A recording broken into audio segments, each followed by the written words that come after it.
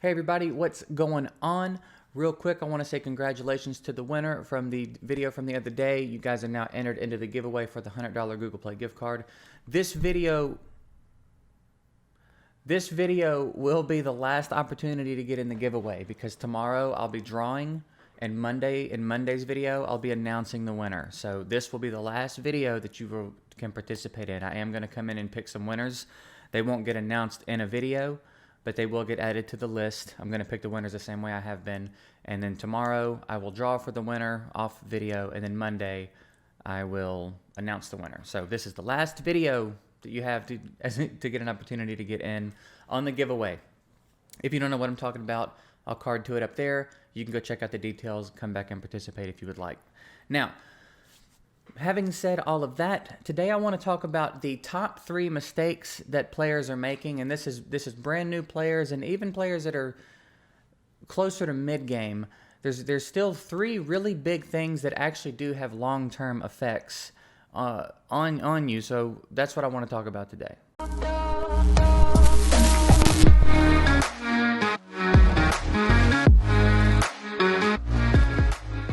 So I'm actually going to start with the most important thing. It's actually debatable. The reason that I'm going to say this is the most important thing is because as far as the game is concerned, this is probably the most costly mistake. And that is if you go into your tavern and you go into upgrade skills, you'll notice that you have these different colored tomes, right? So blue are for rare champions. So if I wanted to skill up a rare champ with the blue border, that's what the blue books are for. Purple books are for champs with purple borders. Red and gold books are for champs with the gold borders.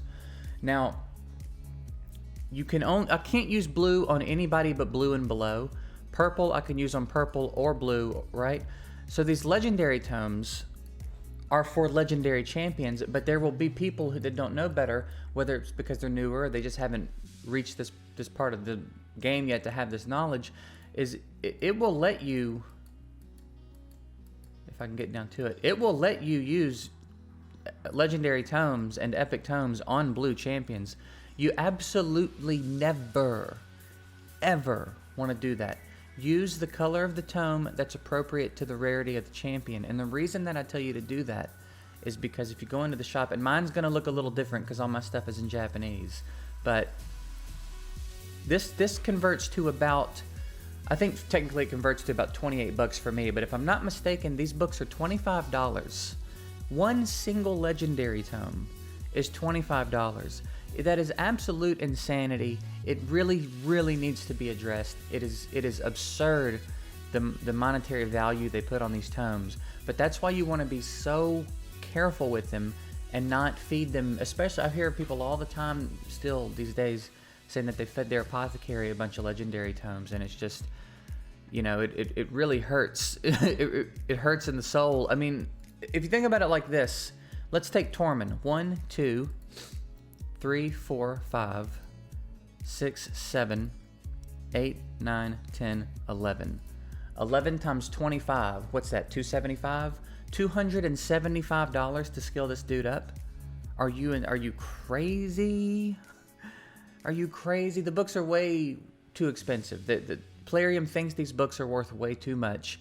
So, with that being the case, be very sure that you're only using legendary books on legendary champions, and be sure that you're using them on legendary champions that are worthy of them. And if you're not sure, go to a YouTube comment section and ask a creator, catch someone streaming, get involved in the community a little bit and ask questions. You know, the creators don't mind helping and the community doesn't mind helping and giving you advice. But be real sure before you use these books because they're very expensive and they're very hard to come by. Okay, so that's the big one. Use tomes on the appropriate rarity. That's by far going to be the most costly mistake that you'll make. The second biggest mistake is feeding champions that you think aren't good or that you think you're not going to use. This is another one that I hear all the time, and I think probably the most common victim of this is Cold Heart. I have so many people telling me they fed a Cold Heart. Which is such a bummer because she can make so many things so much easier for you with her A3. So I'm going to give you some rules of thumb here. The official correct answer is to try to keep a copy of every single champion in the game, whether you plan to build them or not. Anything rare and above, uncommons is not that big of a deal. Anything rare and above, try to have one copy of them, whether you want to use them or not. And the reason that is because there are occasionally fusions in this game, and you never know what champions are going to be the food for that fusion. So the better a job you do of keeping one of everybody, the more likely you are to be in a good position when the fusion comes out, and you don't have to do all the nonsense events and farming and all of that the fusions usually have you do. You can just work on the fusion, right? 2, you never know when someone's going to get buffed. The amount of people that were whining when Mashaled got buffed because they fed him was crazy to me. Don't you ever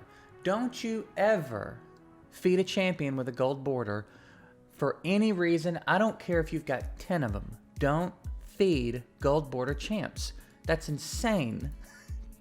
That's insane to me that people are doing that. Don't do that. Keep your duplicates. If they're, you'll see I've got quite a few martyrs hanging out in here. Don't get rid of your duplicates, guys. Eventually, there's going to be a system in place to deal with duplicate champs. But even so, for now, you never know what's going to change. You never know what's going to happen. There could be new content that comes out. There could be a change to a champion that makes more than one of them viable. If someone is not viable at the moment, stick them in the vault and wait till they're viable. You know, Mashaled has been in my vault forever. And then when I saw the buff that was coming, I went ahead and got him brought up and got him ready for the update, and now I use him.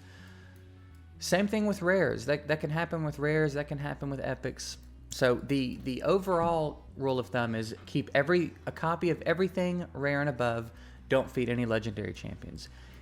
Now, some tweaks to that you can make, because it gets kind of hard after a while, especially when you're short on food and you're trying to 6-star people. Farmable 3-star rares, you can go ahead and use as food because you can always go farm more. If you want to get less picky about it, just do voids with rares.